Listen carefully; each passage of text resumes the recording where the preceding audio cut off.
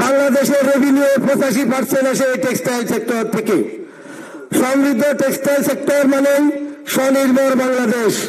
স্বনির্ভর বাংলাদেশ গড়তে গেলে এই টেক্সটাইল সেক্টরকে সমৃদ্ধ করতেই হবে। আমি স্বনির্বন্ধিত অনুরোধের সহিত নেতৃবৃন্দদের বলবো, আমাদেরকে যদি সাংগঠনিকভাবে আরো বেশি সহযোগিতা করা হয়, বাংলাদেশের যে টেক্সটাইল সেক্টরকে নিয়ে যে সমস্ত কুশক্তি মহল ষড়যন্ত্র করছে, আমাদের সক্ষমতার তুলনায় সেগুলো কিছুই নয়। আমরা সেটা প্রমাণ করেছি।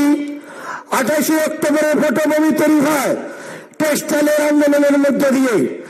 আমরা টেক্সটাইলের শ্রমিক আন্দোলনের মধ্য দিয়ে ধারাবাহিকভাবে সেই আন্দোলনকে 28 অক্টোবর সেখান থেকে ধারাবাহিকভাবে 5 আগস্ট পর্যন্ত এসে একটা সফলতা আপাতত অর্জন করেছি। বন্ধুগণ, চূড়ান্ত সফলতার দিকে আমাদেরকে যেতে হবে। নেতা একজন, দেশ নায়ক তারেক রহমান।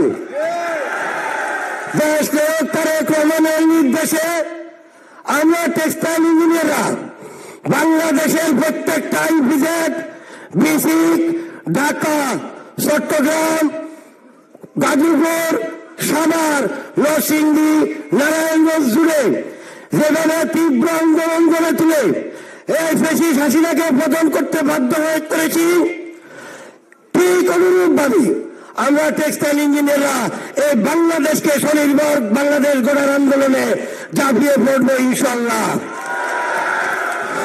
আমরা বাংলাদেশের টেক্সটাইল ইঞ্জিনিয়াররা শুধু সহযোগিতা চাই, যেটা যদি বিএনপির কাছ থেকে যত উপযুক্ত সহযোগিতা পায়, সকল ষড়যন্ত্রের বীজ উঠে ফেলে আবারও বাংলাদেশকে ভিয়েতনাম, চায়না, ইন্ডিয়ার উপরে নিয়ে যেতে আমরা পারবো ইনশাল্লাহ।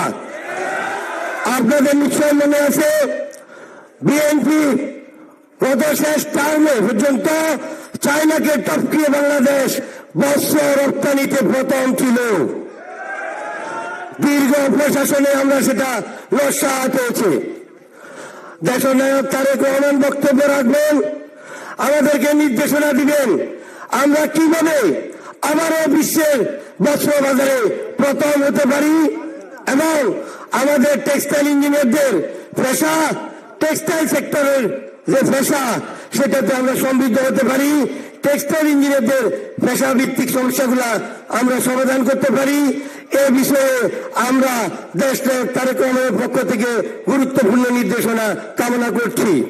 সংগ্রামী সাথী বন্ধুগণ, আমরা দীর্ঘ সংগ্রাম সব করতে ছিলাম এবং আজ পর্যন্ত আমরা কখনো আন্দোলন সংগ্রামের সাথে আপোষ করিনি।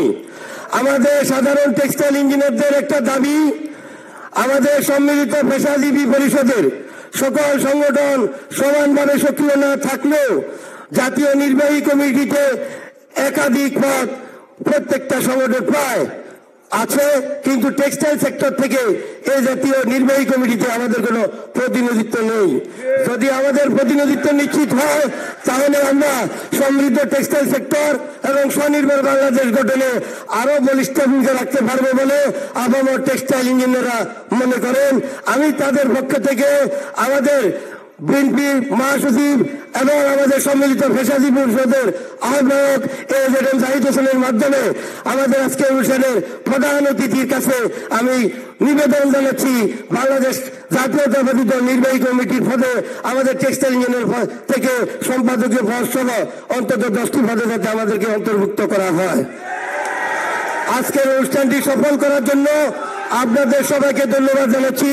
সাংবাদিক বন্ধুগণ সকাল 10টা থেকে সময় দিয়েছেন, সেজন্য আপনাদেরকে ধন্যবাদ জানাচ্ছি। পরিশেষে নেতৃবৃন্দ এবং আজকের অনুষ্ঠানের প্রধান অতিথি আমাদের সকলের অন্তঃস্থলে যার স্থান, দেশ নায়ক তারেক রহমানকে আমাদের সমগ্র টেক্সটাইল ইউনিয়নের পক্ষ থেকে আন্তরিক কৃতজ্ঞতা এবং ধন্যবাদ জানিয়ে শেষ করছি। ধন্যবাদ সবাইকে। দেশ নায়ক তারেক রহমান জিন্দাবাদ, দেশনেত্রী বেগম খালেদা জিয়া জিন্দাবাদ, শহীদ প্রেসিডেন্ট জিয়াউর রহমান অমর হোক, জিন্দাবাদ।